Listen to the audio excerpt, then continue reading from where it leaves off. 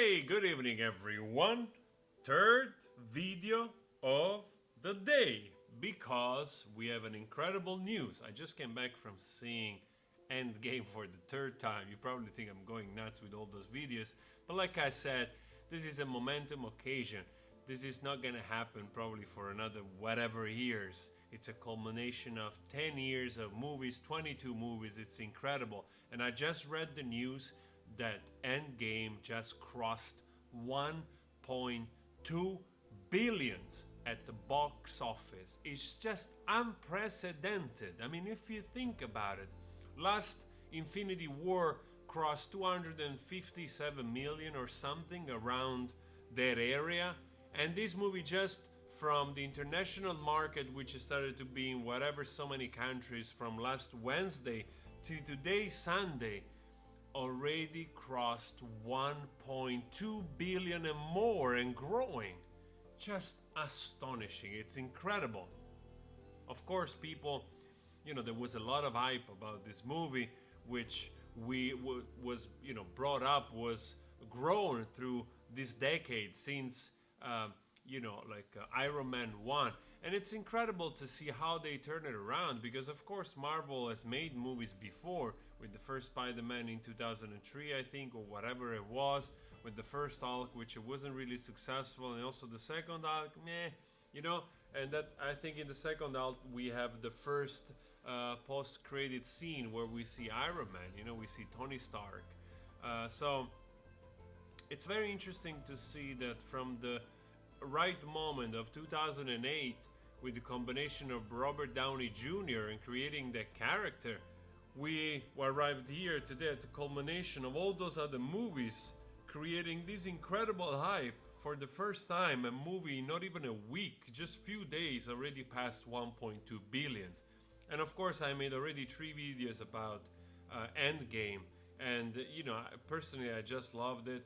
I explained the good, I explained the bad. Of course, there is more things and everybody has their own opinion. To me, it's an achievement, it's a great blockbuster, it's the combination of also where we are nowadays with CGI effect and everything with this type of format, superhero, blockbuster, everything in it, comedy, all smashed together in the right amount of ingredients. And we have Endgame, the last final battle. And of course, if you have seen the movie, you know what I'm talking about. It's just incredible. Truly, the only little issue that I have is with Thor, that unfortunately they depicted him like this kind of alcoholic, broken. And in a way, I understand why that, to do it just to diminish his role in this movie. Otherwise, he would have overpowered everything like he did in Avengers Infinity War. But they chose to go their way. I can understand it, but at the same time, I wish they didn't make it such a big comedic thing out of Thor. It's, after all, in the comics, he's the most powerful Avenger. There is a history there is value. So it's a little bit sad that they turned him into this broken alcoholic, but he still managed to do his part at the end. So thumbs up. I could appreciate the fight. And what a movie. I think this movie probably is going to be the fastest movie to 2 billion. I wouldn't be surprised if it reaches it next week, but we will see. Of course, now it's the peak and then it should slow down, but I'm certain that this movie is going to cross 1.5 billion very quickly. And the question, of course, arises, how can they stop doing this type of things? We know that phase 3 is starting, right? Phase 3 or phase 4? Anyway, a new phase is starting in the Marvel Universe. And, the question I ask myself, how can you not reintroduce Captain America, which now is so beloved, especially now that he grew so mature and wonderful and selfless. It's just, and also with the ability to wield Mjolnir, it's worthy. He went just to 99 level boss type of thing. So how can you not bring him back? And also Tony Stark. Of course, we know, if you haven't watched the movie, spoiler, he dies. And that's like, why? How can you not bring Tony Stark back? Robert Downey Jr., the heart of this whole 10 years universe. And the most beloved character, they have to find a way to bring him back.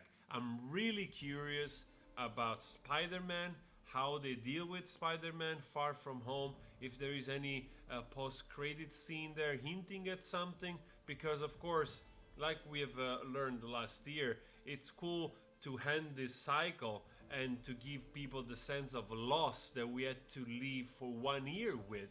And now, of course, there is a rejoicing that all the people which were dusted away, they came back fighting against Thanos, and then he was the one being dusted. So this closure, it's unprecedented. And of course, there are so many other beautiful moments of closure in the movie, which I went over some in the last video I did, the best moment in the movie, for me at least. So what an occasion, what an historical moment in terms of cinema. First movie to reach this thing, and this shows how loved those characters are. And that, to me, again, gives me some hope that we're gonna see those beloved characters further. Maybe it's gonna pass 1 year or 2 or whatever, but maybe in some iteration they will find a way to bring Tony Stark back, or some of other characters like Black Widow back, so in other movies, because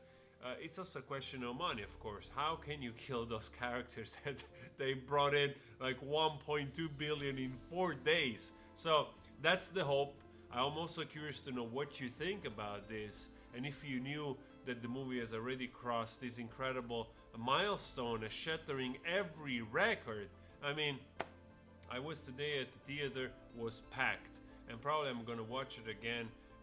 Not 3D, I have to say. I watched it 3D twice, but I don't know if it was this theater. It was a little dark, a little soft image, and again, I think 2D, probably the color and the definition, it's probably better, so I won't have that experience as well. So anyway, little news update on Endgame.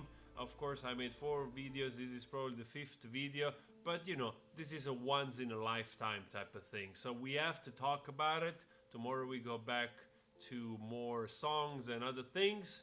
Always spread love. Please subscribe and let me know what you think. I'll see you later.